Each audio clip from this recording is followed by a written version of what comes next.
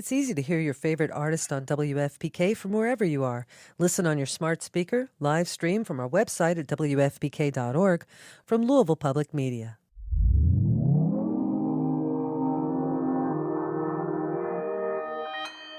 Consequence Podcast Network.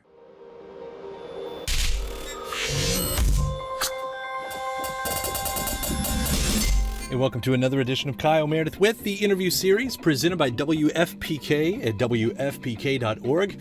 Consequence of Sound, the Consequence Podcast Network. Thanks to everybody who's checking out this episode. Thank you to all who subscribe to the series, who check us out multiple times a week. If you're not a subscriber, you like this kind of thing, you can find us at all the major podcast hotspots, iTunes, Apple Podcasts, Spotify, YouTube. Hope you hit that subscribe button so you can keep up with your favorite artists like Jefferson Starship. You can discover some new ones, know what's happening in the music world. We put out new interviews every Monday, Wednesday, and Friday, so there's plenty to keep up with. Just hit that subscribe button wherever you're listening from. I'm Kyle Meredith. Today I'm going to be talking with David Friedberg, one of the members of Jefferson Starship. Of course, he was also in Jefferson Airplane, kind of ducked out before the Starship thing happened in the 80s, reunited with the Jefferson Starship these days on tour, and he's got a lot of stuff going on. We're going to begin with the 45th anniversary of Red Octopus. It was Jefferson Starship's sophomore record, which ended up having a really big hit on it, a little song called Miracle. And not only will we be talking about the album, but we will get into that track as well, and the variation that you hear all over that record. There are country bluegrass jams and rock songs and little ballads, and there's a reason for that with so many members, as David's going to tell you. One of the tracks that he penned the music for, Tumblin, we'll also hear a little bit of the backstory on that. And because of having so many members in a band like that, especially coming and going, what kind of environment is that? Is it a family environment, as most bands will tell you about? And then beyond the anniversary of Red Octopus, we're also going to get the scoop on a brand new album. This is the first LP from Jefferson Starship since 2008. It's going to be called Mother of the Sun. He tells us about the first couple of singles, especially with It's About Time, actually written by Grace Slick herself. There's another one that's a tribute to Paul Kantner called What Are We Waiting For? We're going to hear about both of those and so much more. So let's jump into it again, beginning with the 45th anniversary of Red Octopus. It's Kyle Meredith with David Friedberg of Jefferson Starship. Hey, Kyle, it's David Friedberg. Red Octopus. It is the 45th anniversary of a pretty fantastic, legendary little album here. You know, the thing that jumps out to me when I first go back and listen to this, though, is how versatile in all the styles that you all were doing at that time. I know I'm not the first person to say that. I think that's one of the strong points of this record. Was that just a product of you all having so many members and so many writers, or where did that come from? Having so many members was pretty good. I mean, after all, Papa John Creech and Pete Sears and Paul and Grace and Craig Chiquiso. And then Marty Ballin comes back full time for this album when he was only sang on one song on the first album. And he's really back with us. It really felt like a whole new thing, and there was a lot of energy in the band. Everybody was writing with each other. Yeah, and so it was like that. I think I did read something that said it was a record that was supposed to be more commercial, like purposefully commercial sounding. Is that how you remember it? I don't remember it quite that way, but well, I guess we were. There were factions in the band that really wanted to have some hits, I guess, and nobody would object to that, of course. Yes, but I mean, okay. So then, how about Pete's instrumental? What was that? Get Fiddler is basically a country jam in on itself, and there were two instrumentals on the record. Yeah, but you did end up with a very, very big hit, obviously with Miracles. There's an interview from a few years ago. I guess Marty was remembering. He had said that when he first introduced that song to everybody, it was, met with complete resistance. That everybody thought it was too weird. I was going to see if that's how you remember that as well. I remember remarks about how long it was, because it has two full verses each time before it does a chorus, but once we got into actually playing it, it just kept getting better and better and better until the day we got into the studio to do it was kind of when it all fell magically plunk plunk plunk. Oh, here it is, and it was an amazingly wonderful session. I can't remember a better recording session done with with a Jefferson band, other than a couple that we just did with the Jefferson Starship today. But we had some really good sessions with that. But you know how it all just, whoa, everybody seemed to play exactly the right thing. Yeah, were you surprised when it took off like it did, that single? I was surprised they could get a single out of it. That was one of the most amazing editing jobs I ever heard. To cut a 7.5-minute song down to 3.5, that's pretty good. That was with razor blades even, yeah. Right. Oh God, the razor blades and the cuts on the jeans. Right. And, We didn't have any Pro Tools back then, no. You know, I came into the business like right after that. Right after the razor blades kind of left is when I came in. So I hear about that, and it's just, as someone who didn't get to experience that, you know, the closest I come of pencils and cassettes in the 80s and stuff like that. But what an amazing way to kind of have to take a song apart. It's just mind blowing to me. Yeah, it actually was. It was a beautiful job, and that was, yeah. I should also hit on Tumblin, because this was your music. The reason why I bring that up, as it's credited anyway, specifically to you. What do you remember about that song? I feel like that's not one that gets talked about enough. Well, there's something about the arrangement of it that just didn't quite gel, but I can still hear the song in there. You know, it was really nice.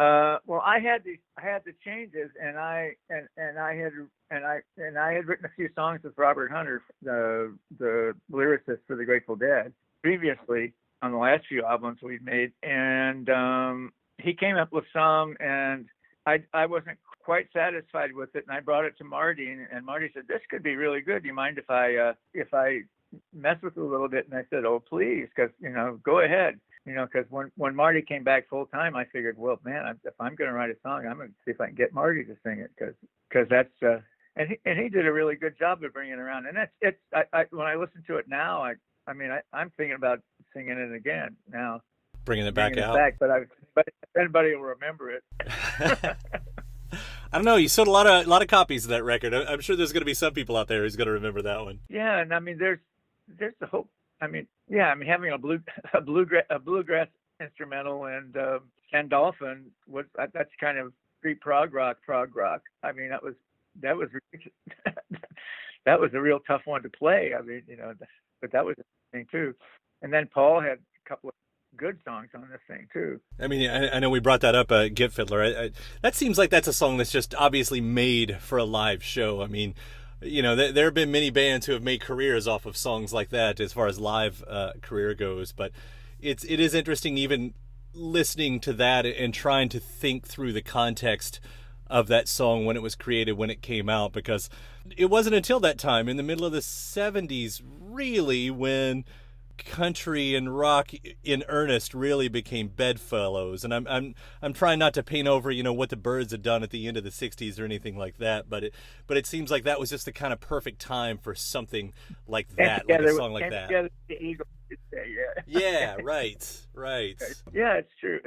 It's true. But anyway, but this went along with what's been going on when Papa John joined Jefferson Airplane. He'd have an instrumental on pretty much each album, or he would write a song with Grace, or but he'd have a song. So this is just Papa John's song, and I don't know, it turned out to be a bluegrass song, so it was cool. It's also said that the show that you guys did in Central Park ahead of the album release ended up being kind of paramount to its success as well. I was just going to see what you remembered about that show. The crowd kind of messed up a baseball. I think there was some damage by people climbing on things. I think we had to pay for the damages or something. That's a loss. That's not a win. That's a loss of money. Well, you're not going to make money playing a free gig in the park. Yeah, that's true. Try to get the record company to pay for it, but of course you got to realize that the record company's never really paid for anything. Comes out of your own pocket. You might advance it. But it, I don't know. I guess it just seems like it was the perfect record at the perfect time. Like it was, kind of when we got to the studio, that little organ lick for Miracles showed up that night. I mean, I played it that night. I was messing around while we were getting the sounds, while we were getting drum sounds, and we played through it. And all of a sudden, I just played that little thing at the beginning, and somebody said, "Hey, can you play that again?" I said, "Hell yes, I can play that 100 times." And so I went ahead and did. The greatest riffs are always the ones that's sort of off the cuff in that way, it seems like. Yeah, that's the things that just come all of a sudden. It says, "Oh yeah, that just all just kind of fits right in," and my hands is doing it. Look at it. It was that whole session was fun. I'd also wonder about the state of the band. It's a long story. The revolving door of members in and out, the 3 different incarnations of the band, and especially even leading up to that point, it always did seem to be a band in flux. When a lot of artists talk about their bands, it's always in the sense of a family. Was there ever a family environment in that way with you all? Yeah, several families. Because I would say that at this point that it really felt like a family here. But by the time we got to a couple more albums down the road, it felt like the family was pulling different directions. And so you have problems with families apparently, especially big ones. Very big ones, very big families.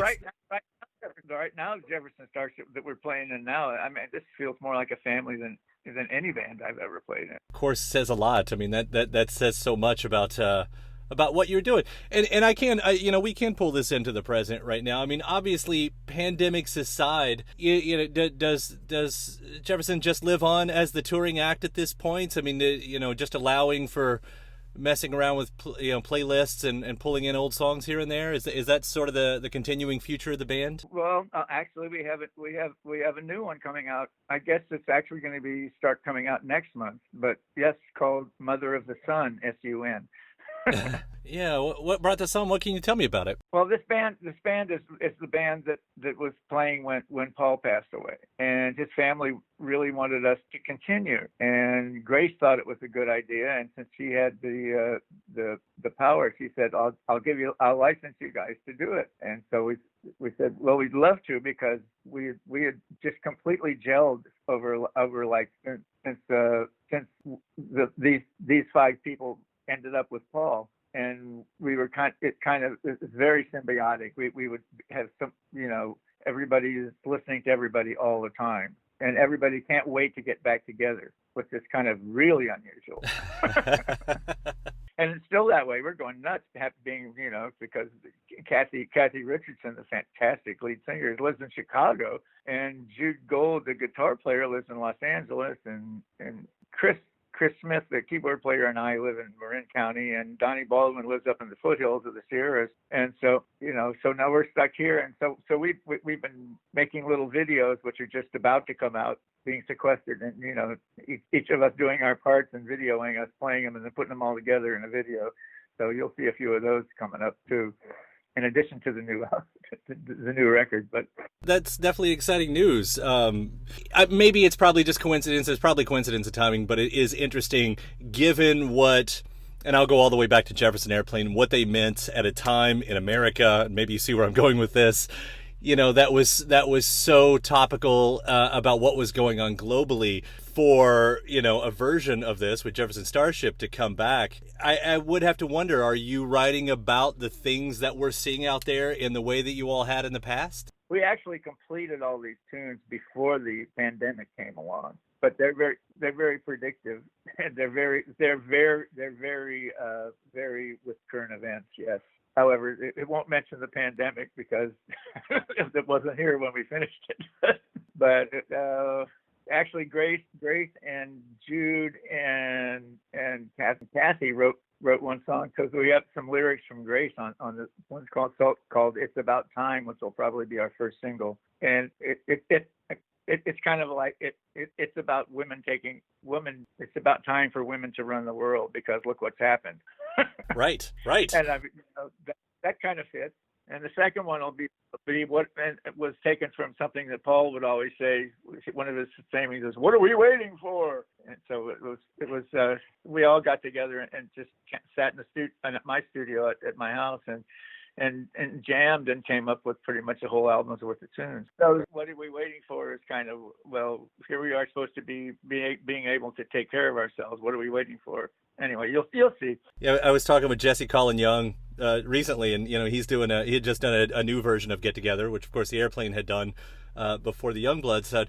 But it was kind of the conversation about these are the things that some artists have been singing about for over 50 years, and still we've got to keep singing about them. And Amen. They might be great songs, but how frustrating, Yeah, we've known all along what to do. Therefore, what are we waiting for? You know what I mean? Well, I look forward to listening. I mean, seriously, that's really exciting news, David. I can't wait to hear some of the stuff that's coming out. And again, with the 45th anniversary of Red Octopus, it's a fantastic reason, as if anyone needed one, but to go revisit that one, because there's so many little gems and twists and turns all throughout that record. It's really a fun listen that's held up, completely well. Oh, as a matter of fact, one of the little tunes we recorded individually and then put together in a video is Miracles, actually. Oh, cool. So that one's going to be out there too. Which we turned on the face, we couldn't have Marty singing it. So you'll see, it's been turned around. Well, I look forward to hearing It's still it. Miracles. Yeah. David, thank you so much. Thank you so much for taking the time to talk today about this. It's such a pleasure. It's been my pleasure. All right, man. Take care out there. We'll see you around. Okay. Thank you so much. All right, bye. Bye-bye. My thanks, David Friedberg, 45th anniversary of Red Octopus, and looking forward to this brand new record called Mother of the Sun. So thanks to David, thanks to you for listening. Again, before you get out of here, if you like what you heard, you're not already a subscriber, I do hope you hit that subscribe button. iTunes, Apple Podcasts, Spotify, YouTube, anywhere you like to get your podcasts from, probably wherever you're listening from right now, there is a subscribe button. We'll send a brand new interview to you every Monday, Wednesday, and Friday, so you can keep up with all of your favorite artists and discover some new ones, know what's happening in the music world. After that, head to WFPK.org. That's where I do a show Monday through Friday at 6 p.m. Eastern. That's an hour full of song premieres and music news, anniversary spins, and bonus interviews. WFPK.org. Consequence of Sound, they've got your music and film news. You can also find me on the social media hotspots at Kyle Meredith. Hope you follow and like along there as well. That does it for another edition. I'm Kyle Meredith. I'll see you next time.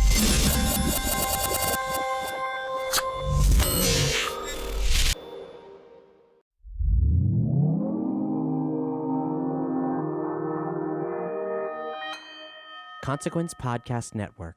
Hey, I'm Jen, and I love horror movies. I'm Mikey. I'm dead inside it. I also love horror movies. And we really like to torture our friend Todd because he hates horror movies. That I do. And that's why they call me the horror virgin. That's the only reason we call him that. That's I'm not- no it's- other reasons at all. None at all. blanket. Whatever. So Every week, we take him through the encyclopedia of horror, the good, the bad, the ridiculously Jack Frosts, and then we make fun of it more or less. or explain its deceptive feminism. Yeah, exactly. That's what I do. That's my thing. And I'm the funny one. Our episodes drop on Monday, so check us out.